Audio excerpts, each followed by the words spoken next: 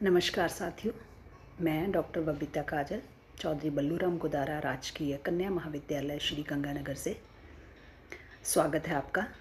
हिंदी साहित्य के अंतर्गत अब हम बात करने वाले हैं नाटक के बारे में, जिसके बारे में हम एक बार पहले बात कर चुके हैं। वह नाटक है कबीरा खड़ा बाजार में। कबीरा खड़ा बाजार भाग 2 में आज हम उसके कथानक पर बात करते हुए पहले अंक के दूसरे दृश्य पर चर्चा करेंगे। पहले अंक का पहला दृश्य इससे पहले वाले वीडियो में हम बात कर चुके हैं। आशा है आप लोगों ने उसे सुना होगा, समझा होगा। आज हम बात करने वाले हैं दूसरे दृश्य पर। दूसरा दृश्य प्रारंभ होता है कोतवाल और कायस्थ के मध्य वार्तालाप से, और दोनों के बीच में जो संवाद होता है वो कोतवाल द्वारा, जो नया आया है वहाँ पर, उसके द्वारा वहाँ के जातीय समीकरण को समझने का एक प्रयास है। और कायस्थ जो पात्र है वो उसके सामने उस काशी नगरी के परिदृश्य को, जातीय परिदृश्य को सामने रखता है। कोतवाल मुसलमान है और कायस्थ हिंदू है, जो नागरिक है काशी का। और वहाँ पर जो महंत के आगमन की तैयारी की जा रही है, महंत पधार रहे हैं कुरुक्षेत्र से। बहुत बड़े अखाड़े के महंत जो काशी में हर साल पधारते हैं, वह पधार रहे हैं। उनके लिए सजावट की जा रही है, तैयारी की जा रही है। उन सारे तामझाम को देखकर जो कोतवाल हैं वो प्रश्न करते हैं, और उसके प्रत्युत्तर में जो कायस्थ हैं वो बताते हैं, हिंदू धर्म के बारे में परिचय देते हैं कि हिंदू धर्म जो है तो सब हिंदू ही साहब, पर हिंदू धर्म के अंदर भी बहुत से धर्म संप्रदाय हैं। अब आपको कैसे समझाएं? यह शैव हैं हजूर, शिव की उपासना करते हैं। तो प्रत्युत्तर में कोतवाल भी कहता है कि आपके यहाँ मठ मंदिर जात पात बहुत है, हम तो इन्हें समझ ही नहीं पाते।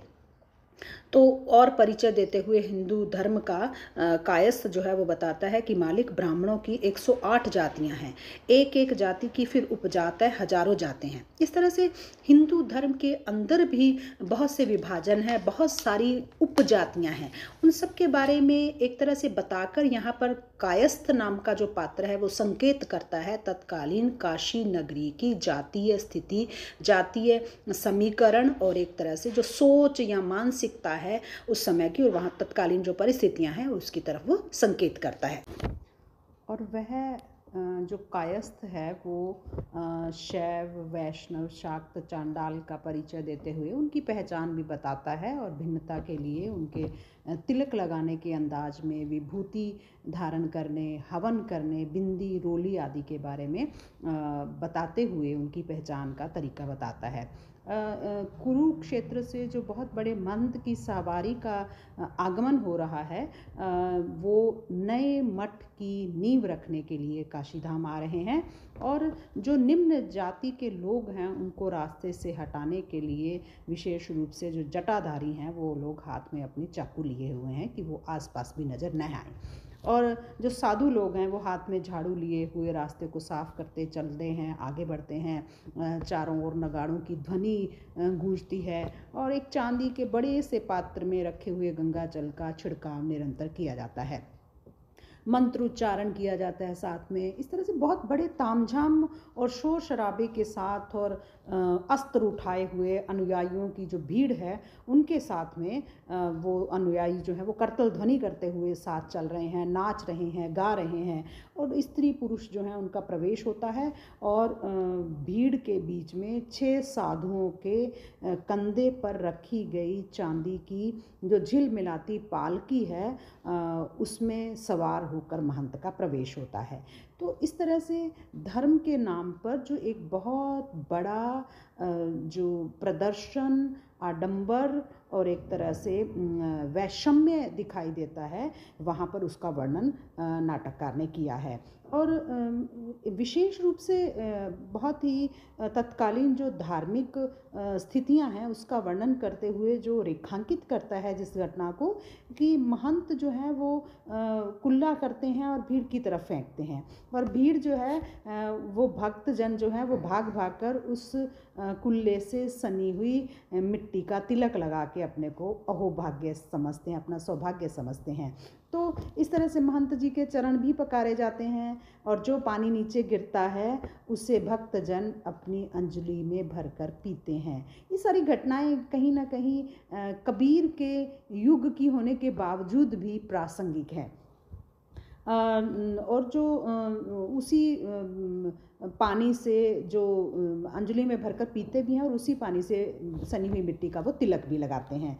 तो आम जो नागरिक हैं उनमें महंत के वैभव का बहुत प्रभाव है, वो उनसे बहुत प्रभावित हैं, और वहाँ कोई तार्किकता नहीं है, कोई वैज्ञानिकता नहीं है, बिल्कुल जो है एक अंधविश्वास की बात है। और उन महंत का जो बहुत बड़ा व्यक्तित्व है, उनके विराट व्यक्तित्व को लेकर भी जनता में उत्सुकता है, इसका भी उन्होंने विशेष उल्लेख किया है। और इसी दौरान जो एक बच्चा है उस पर चाकू चलाया जाता है, क्योंकि निम्न जात का है और वो सवारी के सामने आ जाता है भीड़ के, तो उस पर चाकू चलाया जाता है। तो उस चाकू का विद्रोह करते हुए कबीर जो है उसे बचाने के लिए बीच में आते हैं, और वहीं पर कबीर के ऊपर प्रहार होने लगते हैं, कबीर पर को चोट लगती है, और वहाँ पर एक तरह से दंगे की स्थिति बन जाती है।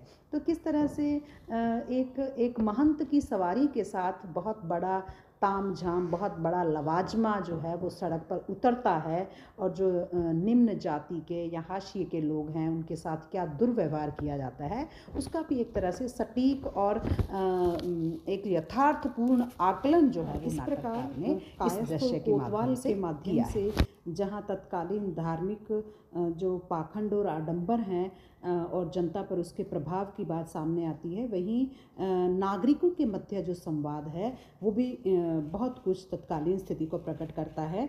और उसमें बताया जाता है कि जैसे कुरुक्षेत्र से महंत काशी धाम आए हैं तो चांदी की पालकी में आए हैं, और कुंभ के मेले में जाते हैं तो सोने की पालकी में जाते हैं, और भोजन भी सोने की थाली में करते हैं। उनका जो वैभव है उसको लेकर जो एक ग्लैमर है, धर्म के नाम पर जो ग्लैमर है, उसका चित्रण भी इसमें किया गया है। नागरिकों के संवाद के माध्यम से जहाँ महंत के प्रभाव का वर्णन किया गया है कि वो कितने प्रभावित हैं, कि उनका ललाट इतना बड़ा है, वो एक बार घूर कर देखकर तो भस्म कर देते हैं।